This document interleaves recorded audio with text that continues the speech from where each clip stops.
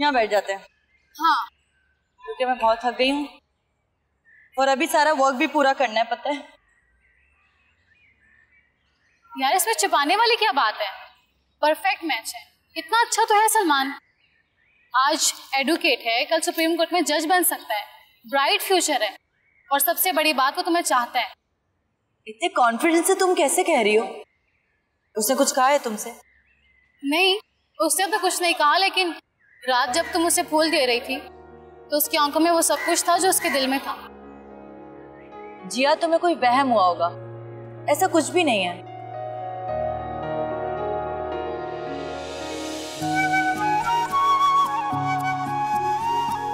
Thank you so much. Happy birthday.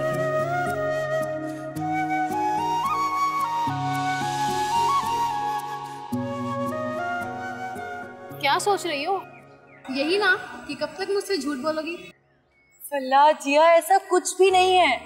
मुझे aunty ने नहीं बताया था कि सलमान की बर्थडे है। मैं तो ऐसे चली गई थी। जब मुझे पता चला तब मैंने लॉन से फूल तोड़कर उसे दे दिए। बर्थडे पे कोई ना कोई गिफ्ट तो देना होता है ना।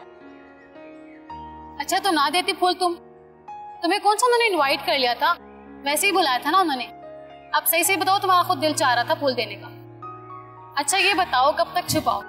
कल जब तुम्हारी लव मैरिज होगी तब पता नहीं चलेगा मुझे? हद है, तुम तो लव मैरिज तक पहुंच गई। मैंने उसे फूल दिए और तो कुछ भी नहीं किया, कोई प्रपोज तो नहीं किया। ये फूल ही तो हर किसी को नहीं दिए जाते। यार प्लीज मेरा यकीन करो। नहीं करूंगी, मैंने अपनी आंखों से देखा है, और काश कुछ सुन भी ले।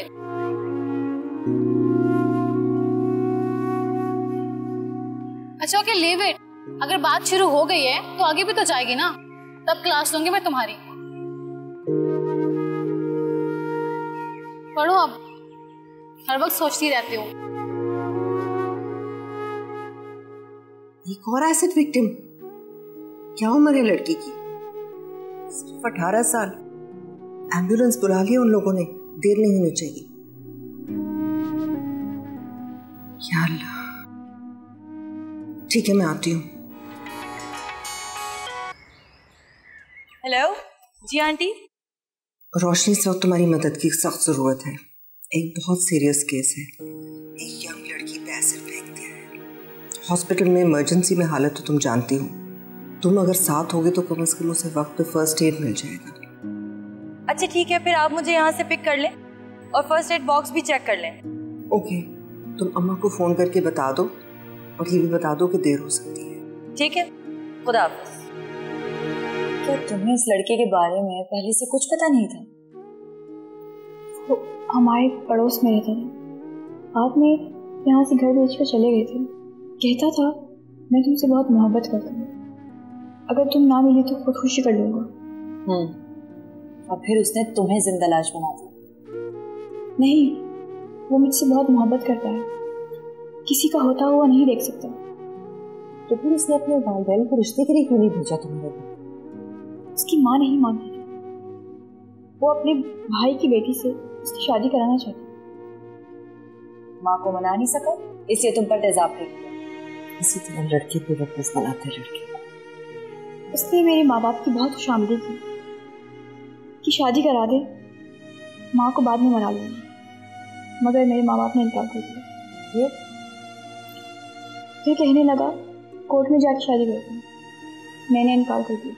और उसने तुम पर तेजाब फेंक दिया?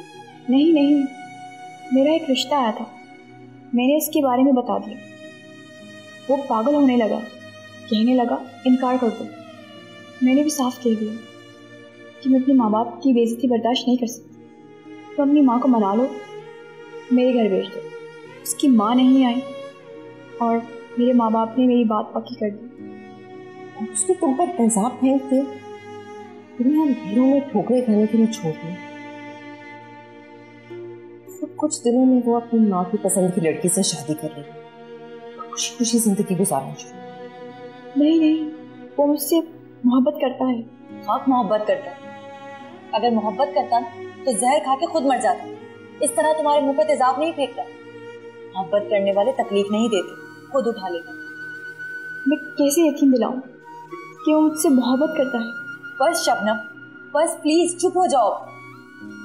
घिन आने लगी है मुझे मोहब्बत के नाम से। नहीं होती ऐसी मोहब्बत। इसका भूत उसके सर से मैं उतारूंगी।